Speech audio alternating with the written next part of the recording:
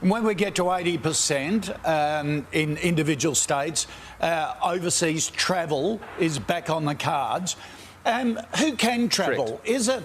Is it vaccinated Australians travelling? Can vaccinated tourists come in, or double vaccinated family members of Australian citizens? Can they come and visit for Christmas? Well, the first cab off the rank is Australians. Australian citizens and Australian residents who are vaccinated.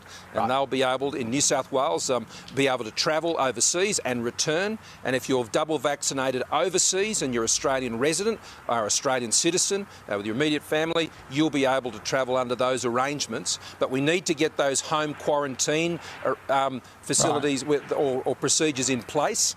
New South Wales will have those in place next month. And for the other states and territories, I've spoken to Dan Andrews about this. We're getting trials in place there as well. Once that home quarantine model is up and running at scale, then this will enable that to happen. The next priorities are skilled migrants that are very important for the country and who are double vaccinated, as well as students who are coming and returning to Australia for their studies. They're another important priority. And we will get to international visitors as well, I believe, next year. But the priority is Australians. We're ready for takeoff. Yeah. Definition of immediate family doesn't include parents. Should it?